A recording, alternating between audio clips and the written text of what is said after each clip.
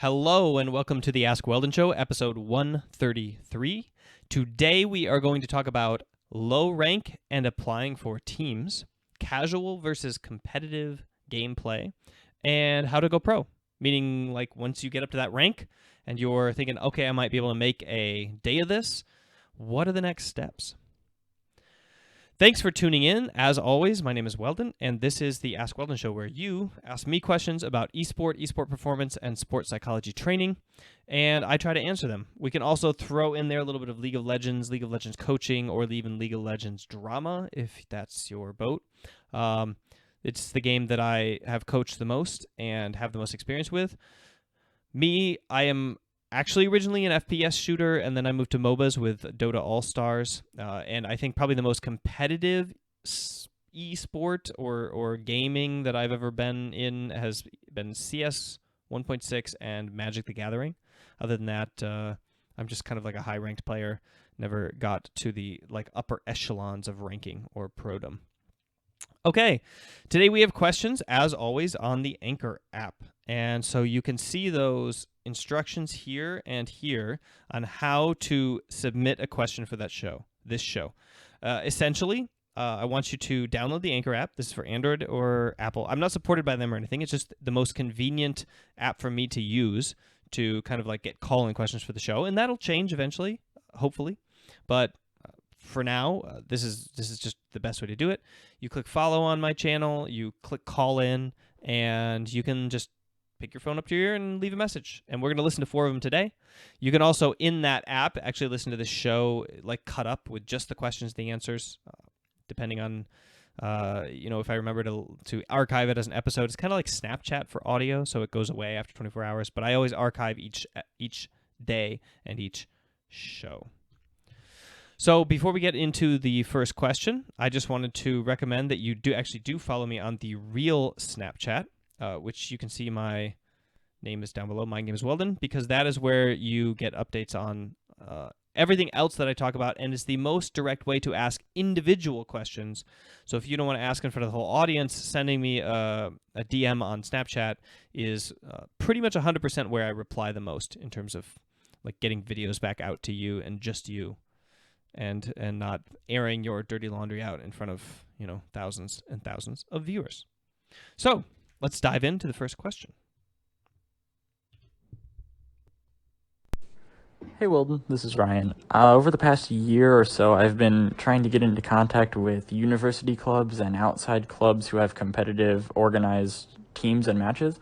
But I'm consistently met with a problem when once I get in contact to people, they only seem to care about rank. If they have or are talking to people who have higher ranks, they shut me out entirely right then. I'm mid-plat, but if they have diamond players, they just don't want to talk to me anymore. I feel like I have more to offer to a team in a competitive setting than just purely rank, and I want to experiment and be given a chance, but nobody seems to be willing. I just want to know your thoughts on how to seem more appealing to a team, or if I just need to buckle down and try to outrank these guys, or if it's even worth trying to go to this level to compete in a club or more organized matches. Thanks.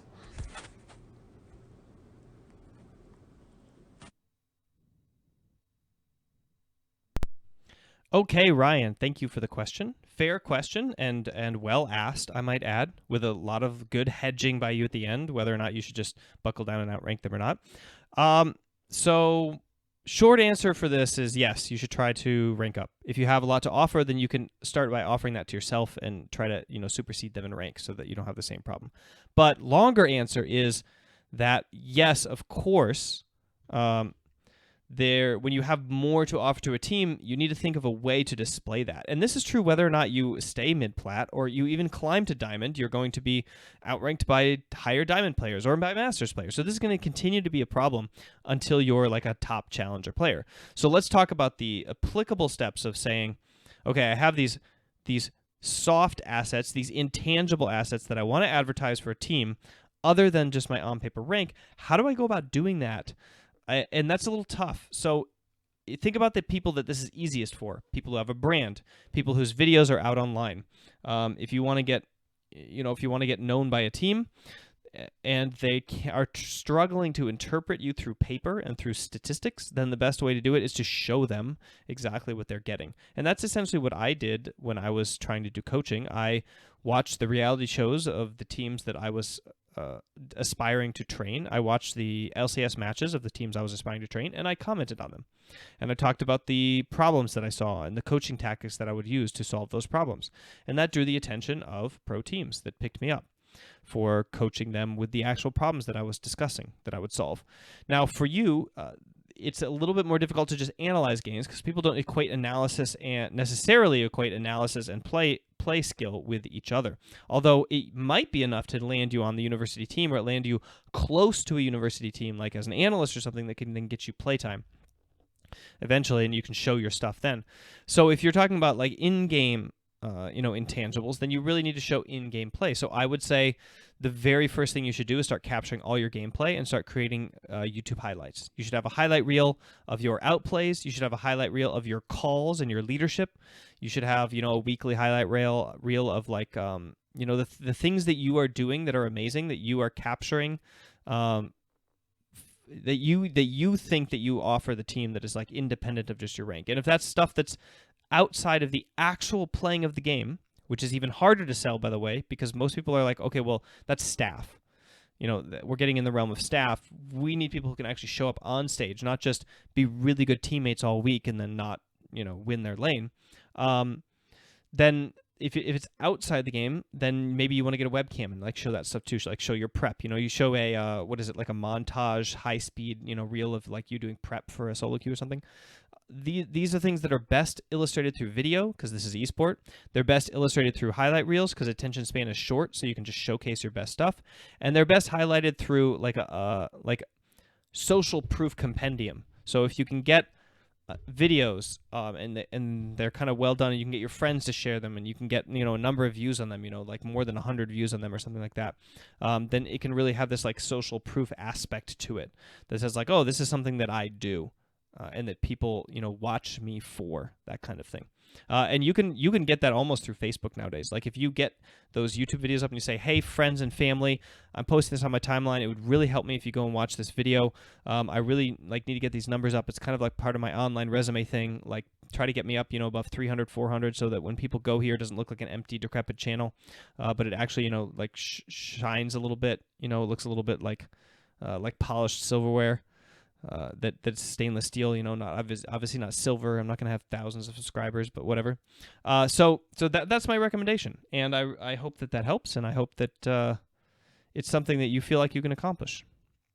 And then just rank up, like just train really hard, apply every single coaching tactic and in-game tactic that you feel like you have to yourself as well, and maybe get a personal trainer and grind up that rank, because honestly speaking, it is the rank that is if you're going to invest in anything, it's the best thing to invest in that gives you the most return for your buck in terms of likability for recruitment. But brand, really close second and pretty foolproof, because even if you never get picked up by a team, if you're consistently building a brand, at the end of the day, you have an asset that you can live off of, which you can't say the same for, just getting to a really high rank and not getting picked up by a team. Good luck, Ryan. Okay, let's go ahead and jump into the next question. This one is on casual versus competitive, and I'm going to go ahead and play the first version of these questions, and then I'll play the second one that has a slightly different take on it, but it's really going to include a lot of the same answer. Hey Weldon, I play League and I often find myself between playing competitively by How come myself you in can't hear it? solo queue and wanting to play casually.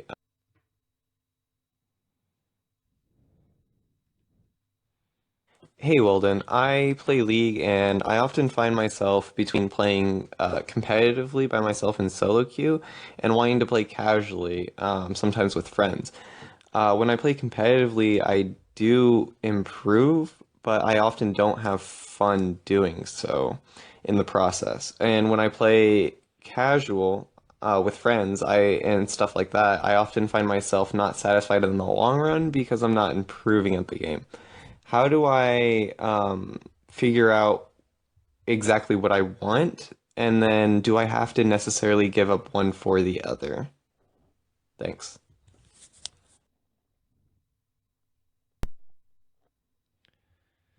Okay. I didn't hear the very beginning of the question, so I don't know if you said your name, but thank you for calling in. At least it says Mind Waves on Anchor. And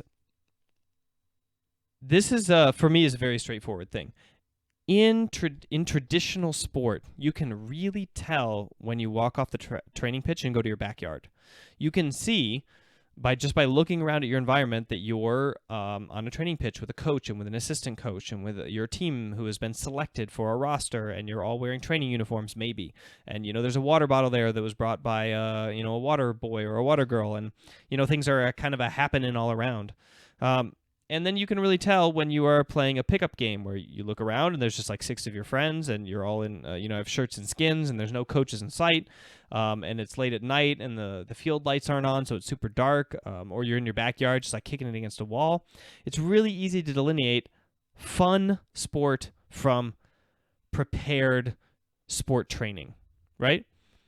That's a lot harder in esport because you're still sitting in the same chair. You're still playing with the same people usually. Unless you're like at the pro level where you solo queue versus team play with the same team all the time. And you are still playing with with the same computer and on the same ladder and usually with the same queue. Some people delineate it by switching to a Smurf when they're not training, but for most people it's just like our account. And with the infinite level system, more and more people are in League of Legends are going to be playing just with the same account over and over. So I think that you need to do this mentally. First of all, there's nothing wrong with having a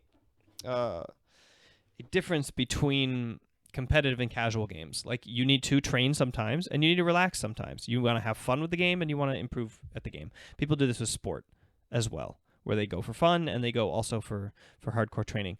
And I would say it's really good to delineate before the game whether or not you're tryharding or whether or not you're kind of fooling around and just trying to have fun and do escapism with your skill.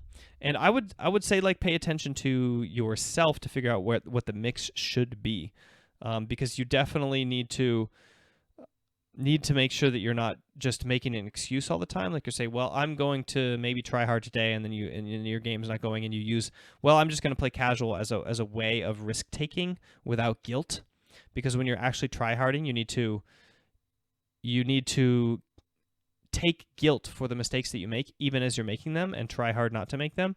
And saying like, well, I'm just kind of like goofing around this game, no big deal, is a really fast way to never improve, because your brain ceases to care about the mistake because you're trying to write it off and make an excuse for it instead of say, I attempted that, it was a risk, I'm not good enough to do it yet, hopefully I'm good enough to do it tomorrow, I better try again. That kind of like thinking, not rationalizing it away, being like, oh, I was in my casual mode. So make sure that you delineate before the game starts which of these it's going to be, not after the mistake is made, and then you decide that now this is a casual game, after you get double killed and bot. But that being said, like, this is a really healthy way to play. And yes, of course, it will impact your training if you're doing a bunch of like hilarious bad mistakes and overplaying in casual, but it could also help your training. It's not necessarily a bad thing. Actually, that's what the next question is about. So let me go ahead and like end this answer here. Thank you for the question, and we'll dive into the part B of this question next.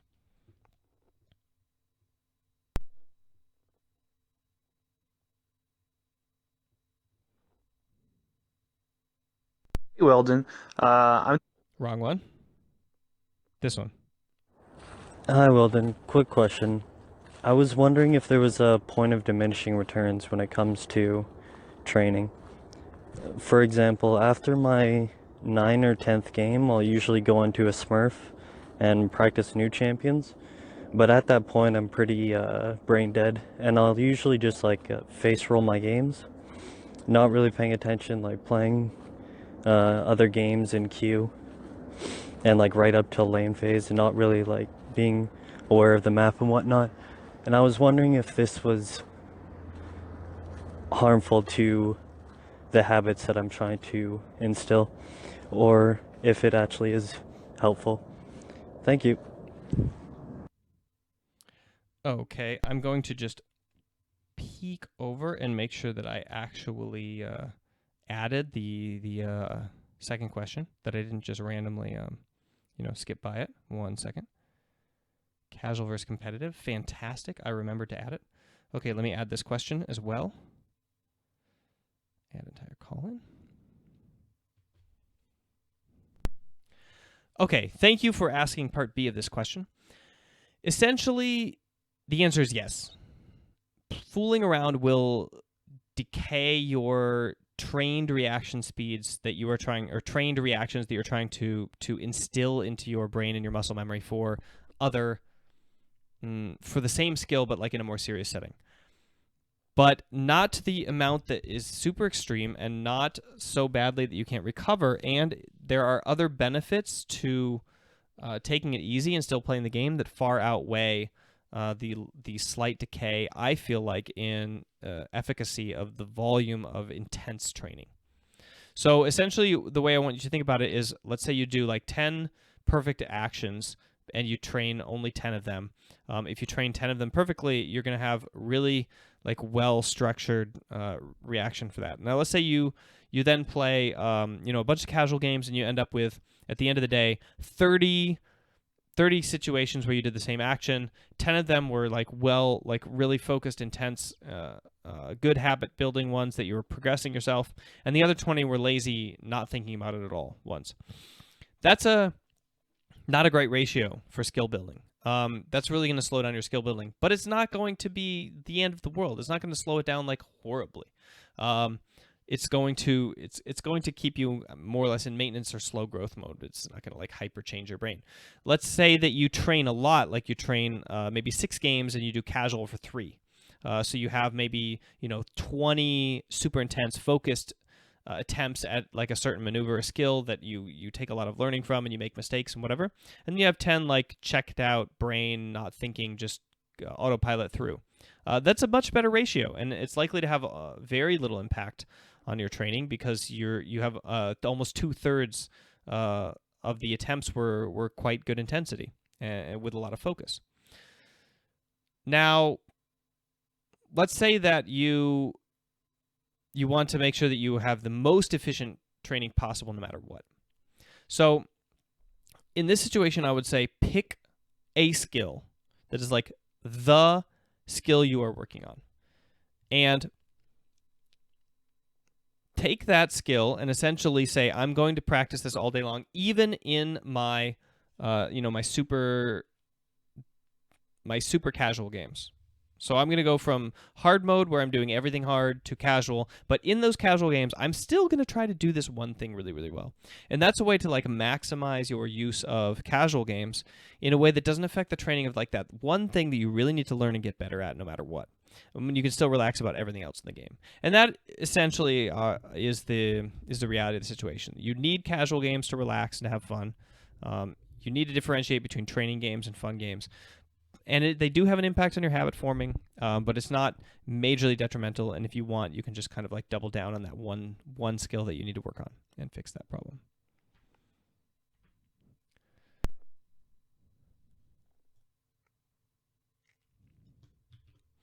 Okay, and jumping into the last question Weldon. of the day. I'm 21 years old, and I'm looking to turn Hearthstone into a career. I usually place around like top 1,000, top 500 every month in the Legend Ladder, and I'm wondering how I can like start turning into a career, join a team, get into more like the closed tournaments kind of stuff. So yeah, any advice would be great on how to propel my career forward. Thank you very much.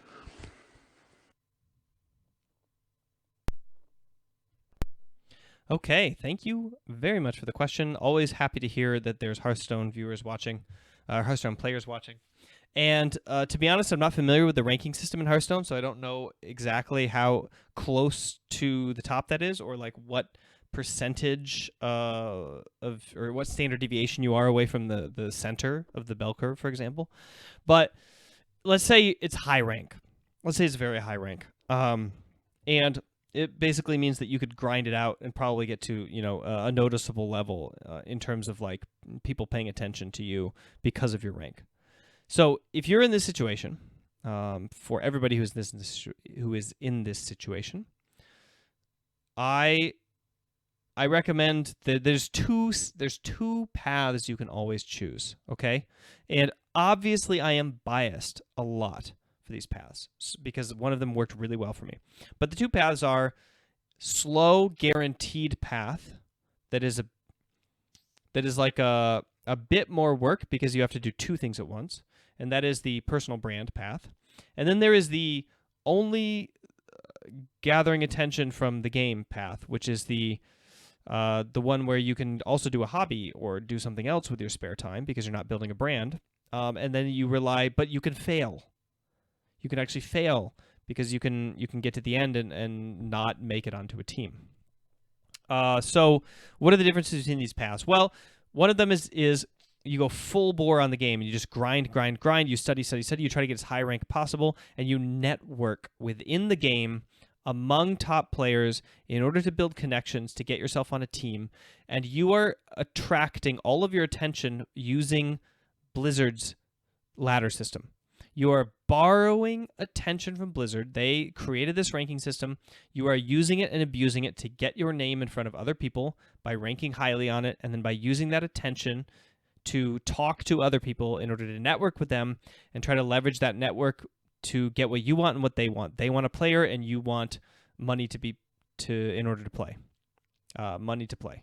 So that's basically how that works. Now, the other path is the personal brand path, which says, like, I am going to create my own system of attention gathering so that I can direct and command attention where I want, and I don't need to network or rely on other people's favors because I will own the attention graph, the attention that is on me, and then I can use it essentially in order to network, to force people to come to me because I have freedom, meaning that, like, you can choose essentially if you produce content for a living, or if you teach for a living, or if you take a different job and do this as a hobby. It just opens up a lot of doors when you have a personal brand. You can literally do anything with it. You can use the attention that you have in your personal brand to do anything, to raise money for charity, whatever it is.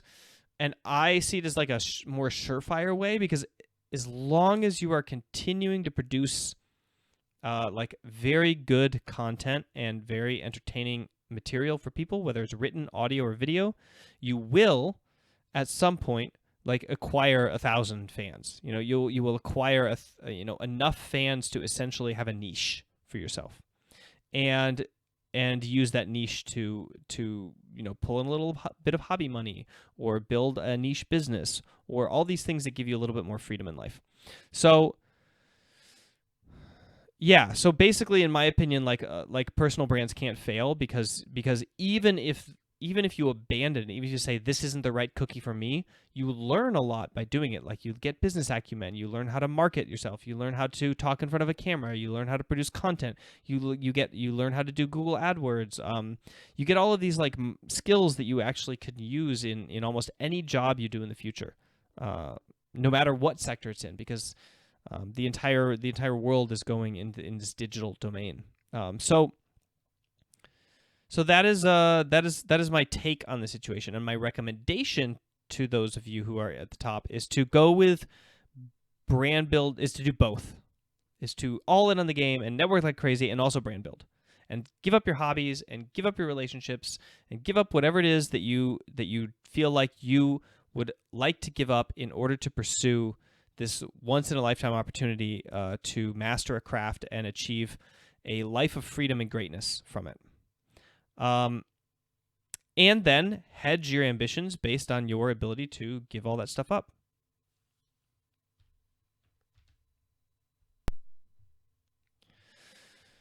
Okay, that concludes the show today, guys. And if you misunderstand my last statement, which is that you should hedge your ambitions based on your desires and your ability to give all that up, is starkly ask yourself, I'm going to give all this stuff up, and then see if you actually care enough to do it. And if you don't, that is fine.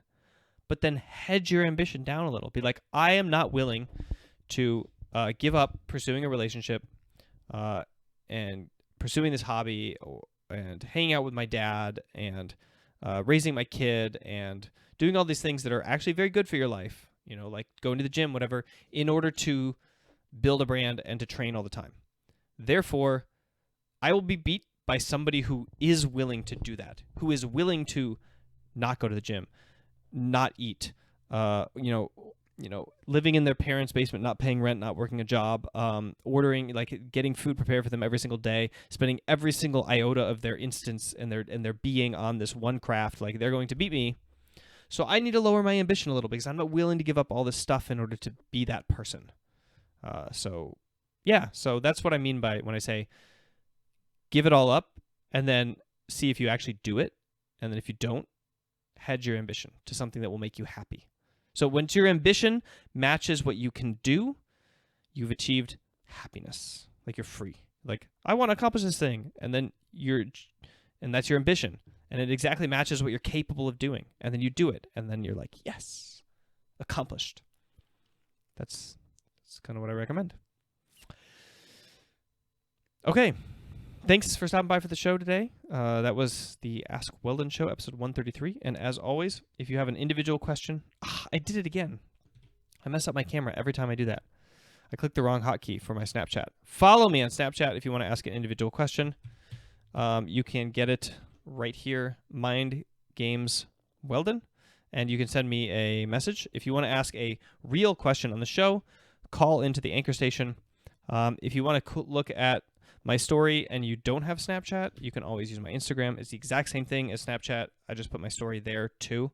But the most important thing to take away from today's video is that you need to buy my Mac program. Yes, I'm selling out. Thank you. Yeah, that's exactly right. Anyway, you need to buy my Mac program because it's only $25 and it represents years of work that I put into refining my craft and trying to figure out what works to help people master their craft and their performance craft. What works to help people master their performance moment. So, like, what is performance? Anytime when you have an audience, whether you're doing a test, standing up and giving a public speech, playing a ranked League of Legends game where you know the other 4 teammates are watching you. Having sex is a performance. There are people who have performance anxiety related to sex, and they cannot actually, they can't get through the act because they have issues with it. So there are all of these things in the human domain that function in the brain in a similar way, and we call them performance. And there are tools that work for all of those domains that you can learn through esport. Through the training that I did in League of Legends, I was able to refine and expand on a skill set that I used to make videos, to parent, to give public speeches, all of these things. And because these are transferable skills and transferable tools, you can essentially use anything that is competitive, like League of Legends, like Hearthstone, to refine these skills, and then you don't lose in life. It's impossible because you're doing something you love, and you're improving a set of skills that you will use throughout your whole life. And then you quit that game, you quit League of Legends, you're like, oh, I'm done. And instead of having wasted a year of your life, essentially saying like, oh, I was just like trying to rank up and all I get out of that is escapism and fun. The only thing I get out of that game is that I spent money on it and I had some escapism and I had a little bit of fun. Now, all of a sudden, you also have developed all of these transferable skills that you're going to bring into the next thing that you do, whether it's start a small business, do a second esport, have a kid, get a girlfriend or a boyfriend. Like, all of these things require the kind of mindset where you are able to master your emotions, control your focus and your actions, and then commit yourself to living by a set of values that you've defined, that you say, I want to be this kind of person, therefore I will take these actions, and I will take them because I have the ability to withstand the emotional seduction of these other elements in my life, like really tasty food, or pornography, or whatever it is that you wish to abstain from in order to pursue a certain value, and you can commit yourself to that act. And you can train that in video games. How amazing is that? That you can train that skill in a freaking video game. I think that's cool. And that's actually my mission. That's actually one of the missions that I took upon me when I switched from coaching youth sport to youth esport, or to professional esport, which, let's be honest, feels kind of like the same thing every day. when I work with a team of 12-year-old swimmers or 12-year-old girl soccer players, or a team of like 20-year-old esport males, it's more or less equivalent. But yeah, anyway, the idea was that in youth sport we use youth sport as a vector to train these same things, and that because none of these kids are going to go on to be pro soccer players, pro football players. I mean, okay, maybe one of them, in a bajillion, but not the whole team of youth sport kids that are playing football or whatever, or swimming. So why do we do it? Why do we as a society value it so much? It's because of these transferable skills. You can do the same thing in esport, but there are not clubs, organizations, amateur leagues, and infrastructure to support this development yet. You're not getting together every single weeknight and training with your team and practicing through a set regime of drills that are well constructed that we know of, with a coach who's going to supervise that action from the age of 8 and teach you how to lead with your team and get along with your team and take losses and stuff. But you can do it yourself. And the best place to start is this program, mindgames.gg/MAC. See you next time.